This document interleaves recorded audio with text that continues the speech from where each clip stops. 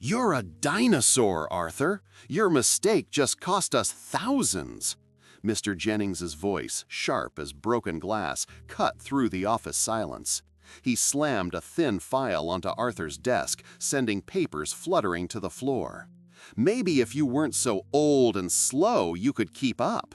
He pointed a manicured finger at the scattered documents. "Clean it up."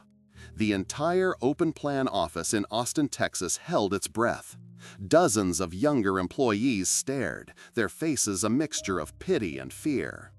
Arthur, at 68 years old, felt every single one of those stares like a physical blow.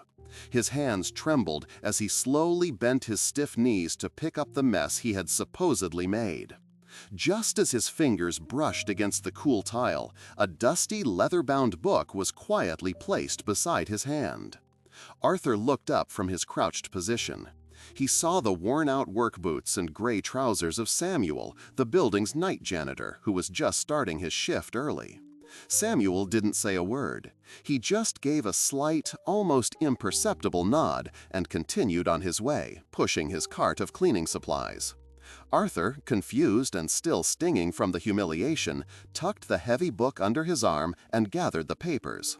Mr. Jennings watched him with a smug, satisfied smirk before striding toward the main conference room for the big quarterly meeting. For Arthur, that meeting was supposed to be a celebration of his 40 years of service at Innovate Tech Solutions. Now it felt like a walk to the gallows. He had started at the company when it was just a handful of people in a rented garage. He helped build its foundations, working tirelessly on the back-end systems that now supported a multi-million-dollar corporation. He had seen founders come and go, technologies rise and fall, but he remained. He was loyal, dependable Arthur. But to new management, like the 35-year-old Vice President Jennings, loyalty was just another word for obsolete. Jennings saw Arthur not as a pillar of the company, but as dead weight, an embarrassing relic of a bygone era. The mistake Jennings yelled about was a simple data entry error, a typo amounting to less than $100, easily correctable. But Jennings saw it as the perfect excuse, the public spectacle he needed to finally push Arthur out. Shaken, Arthur retreated to the quiet of the nearly deserted break room. The smell of stale coffee hung in the air. He sat down at a small table, his heart still pounding in his chest. He looked at the book Samuel had given him. The gold lettering on the cover was faded. Innovate Founding Policies and Bylaws, 1982. It felt ancient. Why would Samuel give him this? He thought about the janitor, a quiet man who always had a kind smile but rarely spoke. They exchanged pleasantries most evenings, but Arthur knew very little about him. It seemed like such a strange gesture at such a terrible moment. He opened the book. The pages were yellowed and brittle, smelling of dust and time.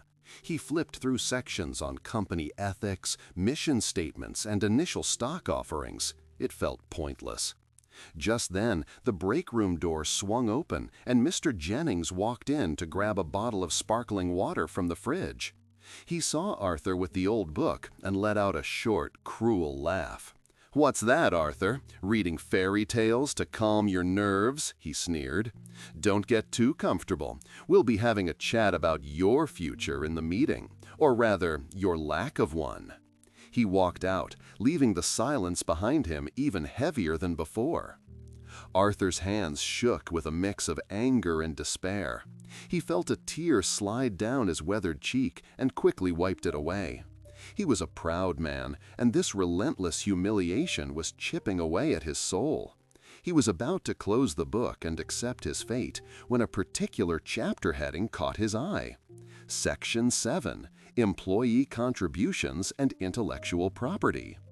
Curiosity piqued, he began to read the dense, legalistic text. Most of it was standard corporate jargon, but then he saw a subsection that made him stop. It was numbered 7B.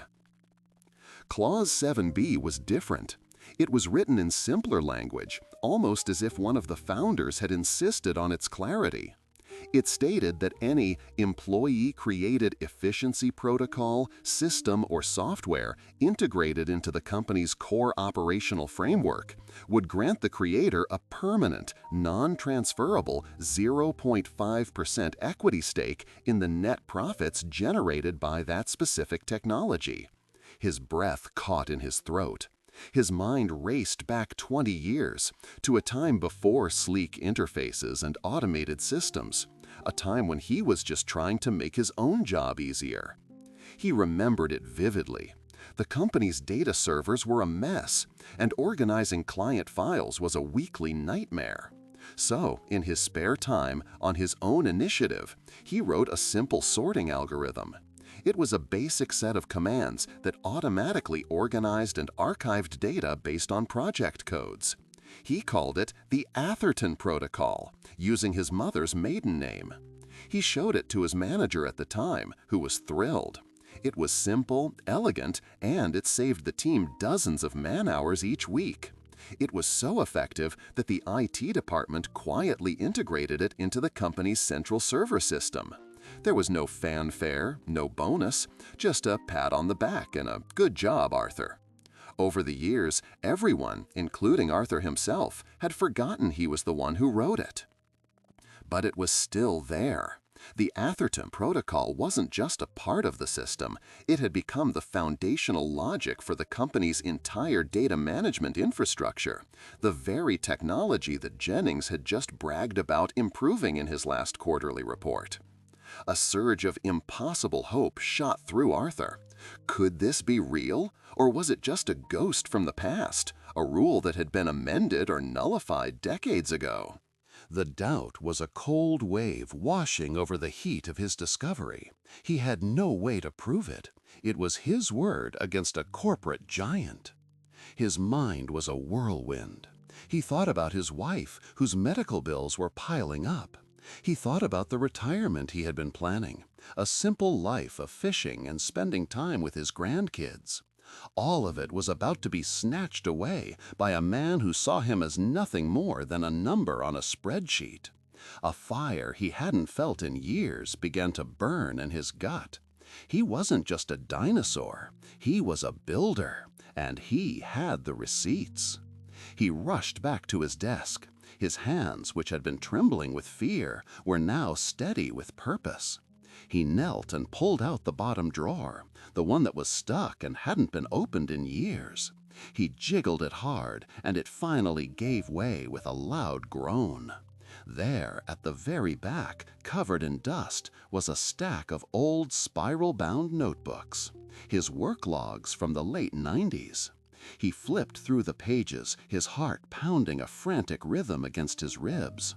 The paper was filled with his neat cursive handwriting, diagrams and lines of code.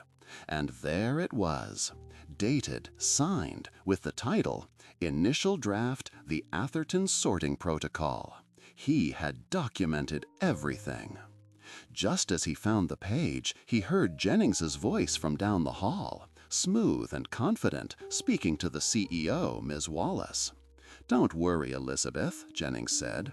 "I'm handling a final personnel issue today, just streamlining the department by cutting some of the lingering dead weight.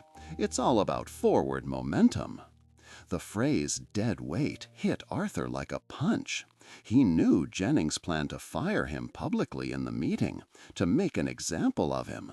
He clutched the old policy book in one hand and his faded notebook in the other. It was now or never. Arthur walked toward the glass-walled conference room. He could see the board members, powerful men and women in sharp suits, taking their seats. Jennings was at the head of the table, beaming, a PowerPoint presentation glowing on the large screen behind him. He looked like a king holding court. Arthur paused outside the door, took a deep breath, and walked in. All eyes turned to him. Jennings' smile faltered for a second, replaced by a flash of annoyance. "Arthur, we'll call you when we need you," he said dismissively. But Arthur didn't stop. He walked silently to the empty chair reserved for him at the far end of the table and sat down. The room was thick with unspoken tension. Jennings, recovering his composure, launched into his presentation. He spoke of growth, synergy, and market disruption. He showed charts that went up and to the right. He was charming and articulate, and the board was clearly impressed. Arthur just sat there, waiting, his old books resting in his lap. Finally, Jennings reached his last slide. "And in conclusion," he announced, puffing out his chest, "as part of my ongoing efficiency drive and my commitment to a forward-thinking, dynamic workforce, I am terminating Arthur Miller's employment, effective immediately. We thank him for his many years of service." He gave Arthur a final triumphant smirk. The CEO, Ms. Wallace, a woman known for her tough but fair demeanor, looked at Arthur with an expression of mild pity. Slowly, deliberately, Arthur stood up. His chair scraped softly against the polished floor. The entire room was silent. "Before you do that, Mr. Jennings," Arthur's voice was calm but carried a surprising strength. "Ms. Wallace, members of the board, I believe you need to see this." He walked to the head of the table and placed the dusty 1982 policy book and his faded logbook right in front of the CEO. "I'd like to direct your attention to Section 7B of the company's founding bylaws," he said, his finger pointing to the paragraph. He then opened his own notebook to the dog-eared page. "And to this entry, detailing a small protocol I wrote back in 1998. A protocol that I believe the company's entire data infrastructure is still built upon." The company's chief technology officer, a man named David Chen, leaned forward and picked up the notebook. His eyes scanned the handwritten code. He then looked at the policy book, his brow furrowed in concentration. The room was so quiet you could hear the hum of the air conditioning. After a full minute that felt like an eternity, David looked up, his face pale. He looked at the CEO and said, "He's right. My God, he's right. This is the source code for our core sorting algorithm. I've never seen the original. I always assumed it was created by the founding dev team." Ms. Wallace read Clause 7B out loud. Her expression shifted from confusion to shock and finally to incandescent fury. She slowly lifted her head and stared directly at Mr. Jennings, whose face had drained of all color. He looked like a man who had just seen a ghost. "Let me get this straight, Mr. Jennings," she said, her voice dangerously calm. "Your plan to cut dead weight was to publicly fire the man who, according to our own unamended bylaws, holds a 0.5% equity stake in our most valuable proprietary technology?" She let the question hang in the air. "Your hunt for a $100 error nearly cost this company millions in retroactive compensation, not to mention a lawsuit that would have destroyed us. You are fired. Effective immediately. Get out of my boardroom." Security was called. A stunned and stammering Jennings was escorted from the building, his perfect suit now looking like a cheap costume.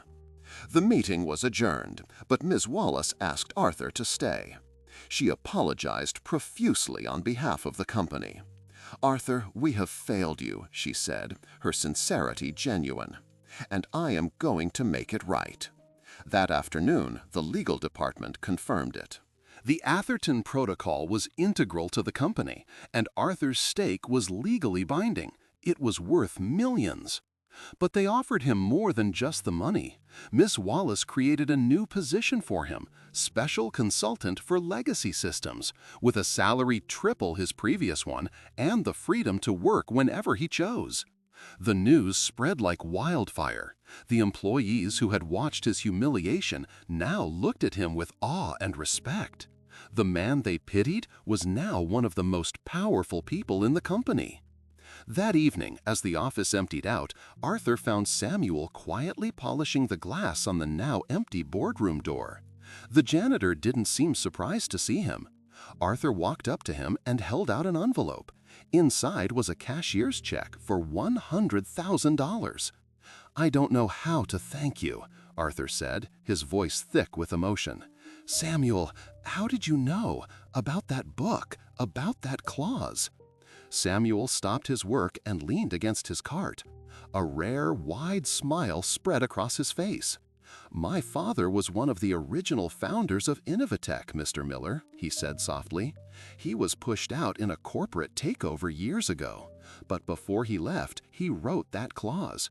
He said he wanted to make sure there was a hidden failsafe, a little piece of justice waiting for a decent person to find it, in case the company ever lost its soul." He looked at Arthur.